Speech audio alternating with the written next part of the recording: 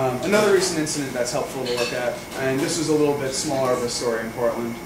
A few months ago, a couple blocks away from the North Portland campus of Portland Community College, Delise Carter was taken to the ground for the crime of walking in the streets instead of on the sidewalk. Show of hands, how many people are familiar with this story of Delise Carter? Okay. Again, it was like Metro section, page 2, most of the days that it was in the Oregonian. Delise Carter was a college student that went to the North Portland campus. The police deemed her to be suspicious due to social indicators. And what social indicators are is a jargonistic trick to essentially racially profile, but without using the racial component into it. They said they stopped her because she was wearing a blue baseball cap that's similar to the type of caps that the Crips wear. Which one isn't really true because it didn't have the same team logo that's on the hats that Crips generally wear. And two, like, I wear blue hats all the time. I don't get pulled over. I don't get taken to the ground and have a knee shoved into my head while they're screaming at me.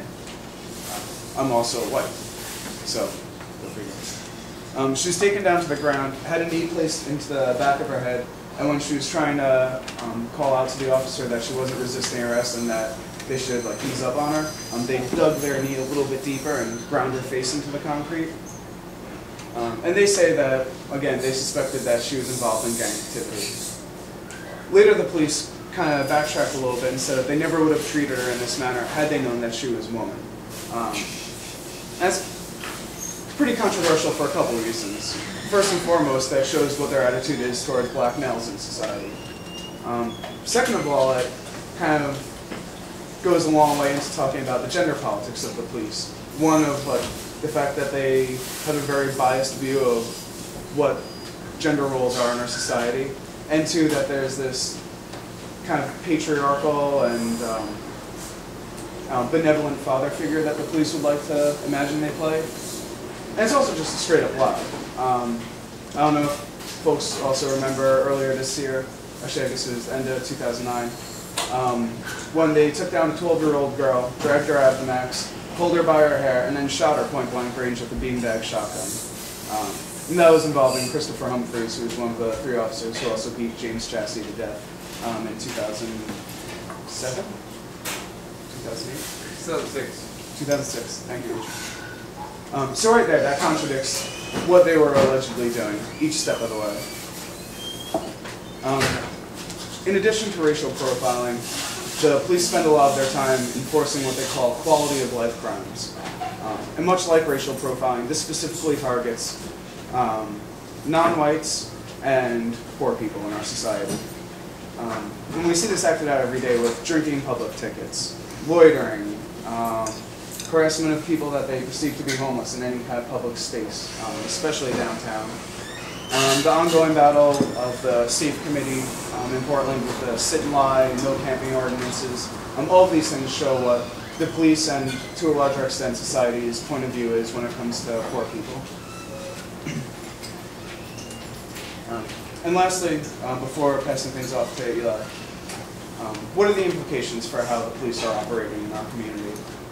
If we can clearly say that the police act in a discriminatory fashion, what does that mean outside of every individual act of brutality, humiliation, and disempowerment that people go through? Outside of that personal and single person that just had their life torn apart in front of their eyes, or had their family member's life torn apart in front of them, what does that mean to the rest of us every time this happens? And then branching out from there, what does that mean to everyone in general that the police are operating like this? First, clear examples of discriminatory policing enforces a tiered social existence. So people of color and poor people stay at this tier of society. The fake imaginary middle class is seen as up here, and then the rich and more powerful classes up here. And discriminatory policing keeps those distinctions very clear. And you can make a very good argument that that's an intentional and primary reason for why they operate in that fashion. It also creates and reinforces mistrust and animosity between people that are in those different tiers of society. I think it's pretty safe to say, and I'm hoping it's pretty safe to assume that a lot of people in here would agree with the fact that police perpetuate inequality in our society. Practices like racial profiling criminalizes not only the behaviors of what they consider a set group of people, but it criminalizes those groups of people in and of themselves. So now it's not a matter of this behavior that we see predominantly in, say, a white population or a Latino population. It goes beyond saying that X, Y, and Z behaviors are criminal indicators. It's saying that those people are criminal indicators, and that without even witnessing any behavior that could possibly be considered illegal, you automatically profile that person. You follow them around the corner. You see where they're going when they get out of the car.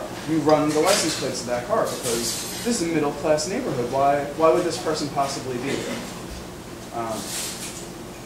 So for example, if urban black youth are deemed to be inherently suspicious by the police, and the police are in turn going to increase their presence in an area where you're going to have a higher percentage of urban black youth, say Northeast Portland, say the park over by Lloyd Center. It kind of follows that there's going to be more stops, more harassment, more potential arrests. And all of those are going to focus primarily around urban black youth in that area. So now what that means in the next step is people can't get a job.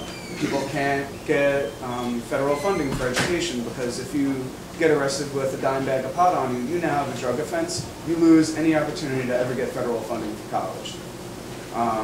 Good luck getting a job in a jobless economy when you've got any kind of conviction on your record. Good luck getting into any kind of housing program when you have a conviction on your record, especially if you have a felony. I mean, all these little things, or what are perceived to be little things, build up over time. Not just to that individual that's specifically affected, but to their family members, their friends, their larger social circles. And then kind of in a future step from there, you're also going to see higher incarceration rates, which means more money getting poured into prisons. That money that is going to the prison stops going to the school, stops going to any kind of community center, so on and so forth.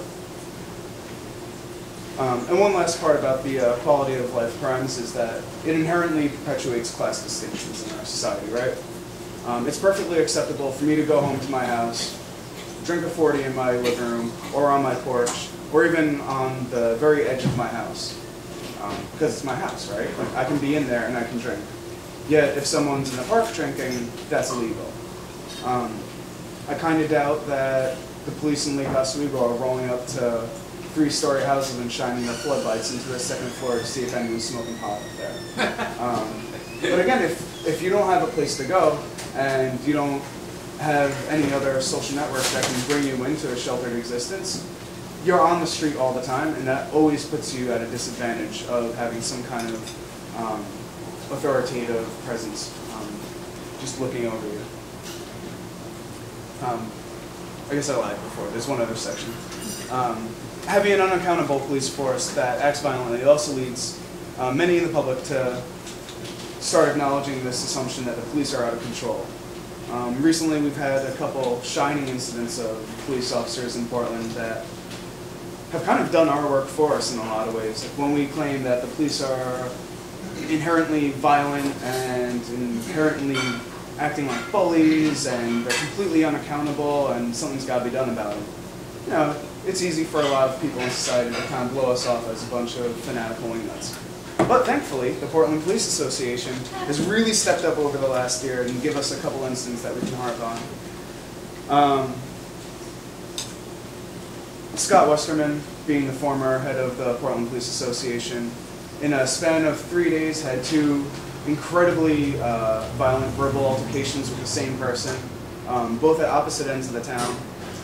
And the Willamette Weekly ran this mediocre article where they hired a statistician to run the odds of how likely it would be for Scott Westerman to bump into this woman twice in a 3-day period. And they figured out that it was 1 in 2 million. That's really small chances. It's 1 in 2 million to none. So maybe he was really, really lucky that day and happened to bump into this person that he was carrying a grudge against. Kind of doubt it.